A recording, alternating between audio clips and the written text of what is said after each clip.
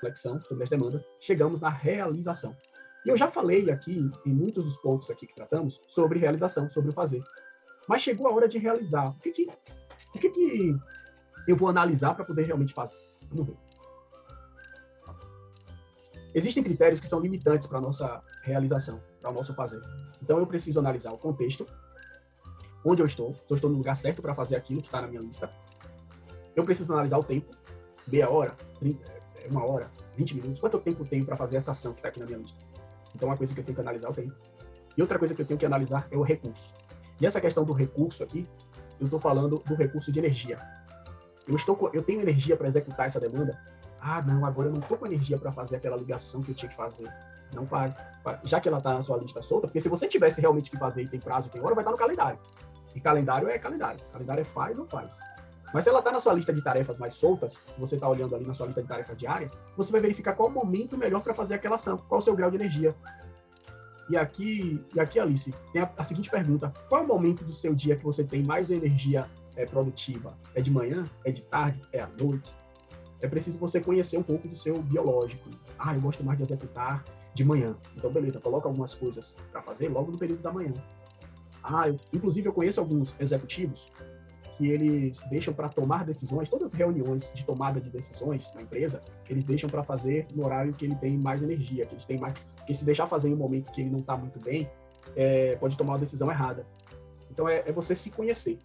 Tem aquelas pessoas que gostam de trabalhar na madrugada, né? Eu gosto de produzir na madrugada, enfim, também é válido. E aqui relacionado a isso, eu trago um conceito aqui interessante que eu chamo de sabor da sua produtividade. Qual o sabor da sua produtividade? E eu costumo dizer que nós temos 3 sabores aqui. Nós temos tarefas que são amargas, nós temos tarefas que são salgadas e temos tarefas que são doces. Isso que eu estou mostrando aqui acaba respondendo algumas perguntas que as meninas fizeram lá e tudo. Porque tem coisas e tem tarefas que são realmente amargas na nossa vida. Como é que eu vou fazer essa tarefa ficar melhor? O foco, quando a tarefa for amarga, poxa, eu tenho que fazer isso, mas eu não quero, eu não estou afim. Talvez seja possível fracionar. E aí, ok, você transforma em um projeto. Deixa ele vira um projeto e você vai fracionando em ações bem mais simples. Talvez isso funcione, mas talvez não. E daí você precisa pensar na recompensa para mudar o sabor dessa tarefa. Qual a recompensa? E essa recompensa ela pode não ser imediata, pode ser uma recompensa a longo prazo, mas vai vir uma recompensa. Vou dar um exemplo. Um lutador de boxe. Eu vi que teve um baiano, um lutador que nas Olimpíadas ganhou a medalha de ouro, né, do boxe. E quando ele ganhou a medalha de ouro, ele ficou doido, comemorou, tal, recompensa. Até chegar naquela medalha de ouro, o que ele não passou? Teve que acordar cedo, ir para academia, tomar soco. Será que ele quis fazer isso todos os dias? Tenho certeza que não. Tenho certeza que teve alguns momentos que ele falou, poxa, eu tenho que treinar mesmo. E foi. Por quê? Porque a recompensa é grande. E ele chegou na recompensa. Então, as tarefas amargas, a gente precisa pensar na recompensa que a gente vai ter para melhorar esse sabor. Quando a tarefa é salgada, e esse salgado aqui é quando a gente está na dúvida, não sei se eu faço, não sei se eu não faço, poxa, nossa, o céu tá com uma cor linda agora, tá olhando então, meu Deus do céu, São Paulo e suas cores. Então, são pares. Mas realmente, eu acho que eu nunca vi o céu dessa cor aqui. Mas vamos lá, voltando aqui. As tarefas salgadas são aquelas que eu não sei realmente se eu quero fazer, se eu não quero. E aí, qual é o foco? Eu preciso ter clareza das minhas demandas. Então, quando a tarefa não estiver muito clara para você, tenha clareza das suas demandas. Né? Olha o seu sistema e estabelece clareza daquilo dali. Por que aquilo está ali? Por que você tem que fazer aquilo? Venha clareza das suas demandas. E quando a tarefa for doce, aqui já é mais difícil acontecer. Você precisa focar na alta produtividade. E essa alta produtividade tem a ver com o flow. É o estado de flow. Eu estou fazendo algo que eu gosto, está conectado comigo. Então, é alta produtividade, né? E aqui eu costumo dizer o seguinte, nem tudo que você faz na vida é doce. Eu vou dar um exemplo, o Gabriel Medina, que é um surfista profissional, ele pega a onda, mas eu tenho certeza que surfar para ele, nem todo dia ele está afim, nem todo dia ele vai estar conectado com aquilo. Mas se ele precisa fazer, se ele tem uma meta de ser campeão e etc e tal, ele precisa focar na recompensa. E aí ele precisa ter a disciplina de fazer. Tá? E aí, para tentar melhorar essa tarefa que, às vezes, ela está com um gosto ali um pouco amargo e transformar esse gosto um pouco melhorar ali o sabor dessa tarefa. Lembrando de outro detalhe aqui, que fizemos lá no início do nosso curso, né, que já está avançando o horário. Falamos sobre propósito e visão. Então, será que as minhas tarefas, que estão na minha lista, que Alice, que vocês colocaram na sua lista lá do Esvaziando a Mente, será que essas tarefas, algumas amargas, algumas salgadas, algumas doces, alguns projetos. Será que elas estão conectadas com o meu propósito de vida? Será que elas estão conectadas com a minha visão a longo prazo, com quem eu quero ser lá na frente? E se ela estiver conectada, ela fica mais confortável de execução. Então, vale a pena analisar essas tarefas para ver se ela está conectada com aquilo que eu estabeleci lá em cima. E daí a gente tem uma maior produtividade. Mas lembrando, nós vamos cair da prancha sempre. Uma hora ou outra vai acontecer.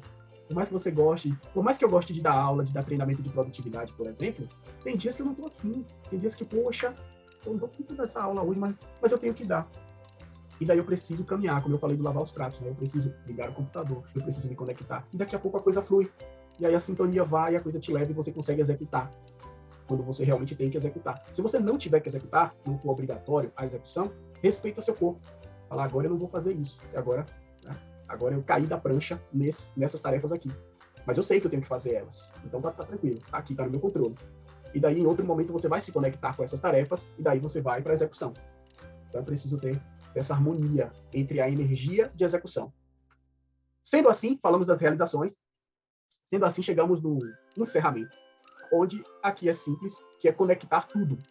E aí eu trouxe até esse slide lá no início, mas o ideal seria mostrar ele aqui agora, que é conectar o propósito de vida, que tem a ver com a reflexão, com a definição, a visão a longo prazo que você estabeleceu, suas metas e objetivos a médio prazo, com toda a sua estrutura de organização, os seus projetos e ações que foram estabelecidos no sistema. Tá? E isso traz um conforto para o seu dia a dia. Certo? Deu para pegar toda essa questão da conexão aqui, conectando tudo, tá? E trazendo aqui para uma revisão geral, eu vou mostrar quais são os passos na prática. Qual é a prática de tudo isso que o Manuel trouxe até aqui? Prática. Prática é a seguinte, primeiro passo, isso tem a ver com o GTD, tá? Isso aqui tem a ver com o GTD. São 5 passos do GTD. Então, o primeiro passo é capturar. E a captura acontece a todo tempo. Então, tudo aquilo que chega até você, no seu grupo do WhatsApp, anota, tá? Não é tão fácil. E eu digo aqui, não é uma coisa assim que é fácil de falar, mas na prática a gente vai perdendo o hábito. A gente começa a confiar na mente. Então, cuidado, não confia na cabeça, não. Anota. Tá conversando com alguém te falou aqui, te deu uma indicação de um filme, indicação de um livro. Alguém falou algo interessante que você pensou em fazer um projeto. Não deixa passar. Anota. Fala assim, só um instante, tá? Só um instante. Pega lá seu caderninho e anota. Essa é uma prática muito legal. Depois nós vamos esclarecer essas anotações. Esse é o segundo passo, é o passo 2, esclarecer. E esse esclarecer você vai estabelecer, como eu falei aqui, um momento oportuno no seu dia para esclarecer as demandas, inclusive seus e-mails. Esclarecer e já organizar. Olha os passos do GTD aparecendo aqui, que beleza. Então, capturar, esclarecer e organizar, tá? Que acontece no momento oportuno do seu dia. E esse esclarecer e organizar significa alimentar suas listas. Alimentar aquelas listas de ações, projetos, aguardando resposta, assuntos a tratar, que nós construímos lá no Google Keep, ou que pode ser construído no caderno. Então, esclarecer e organizar significa alimentar essas listas. O passo 4 é o refletir. Uma vez por semana, você vai refletir sobre toda a sua organização. Nós falamos aqui sobre a questão da revisão semanal. Então, uma vez por semana, faz a revisão semanal. E eu queria trazer um ponto aqui, falando do refletir. A revisão, ela deve ser feita também na sua visão, nas suas metas e objetivos, nas suas áreas de foco. Lembra que eu falei das áreas de foco? Que uma vez por mês você vai olhar se os pratinhos estão ali, está tudo certo? Então, o refletir, ele acontece uma vez por semana, com todo o seu sistema de demandas e projetos, mas ele acontece também uma vez por mês, nas suas metas e objetivos. Na sua visão, a longo prazo, você pode fazer a revisão uma vez por ano. Então, geralmente, as pessoas fazem isso no início do ano, no primeiro dia do ano, né? De primeiro, dia 2, dia primeiro, geralmente a pessoa está ali de ressaca. Então, no dia 2, a pessoa vai dar uma olhada na sua visão a longo prazo, foi aquilo que estabelecemos lá no início, e assim a gente tem essas revisões acontecendo, tá? Só não precisa revisar o propósito, porque o propósito ele não muda. Lembra que falamos disso, propósito de vida, né? E por último, nós temos o engajar do GTD. E esse engajar tem a ver com o fazer. Nós finalizamos aqui com a questão da energia, com a questão do lugar, do tempo disponível e com a questão do propósito também, se está tudo conectado com você, tá? Bom, sendo assim, finalizamos os 5 passos aqui.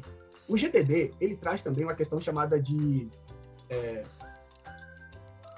eu ver aqui o que eu vou falar. Uma questão chamada de... chegou o Daniel aqui. Né? Uma questão chamada de trabalho. Qual é? Então, o GTD... esse é o Daniel.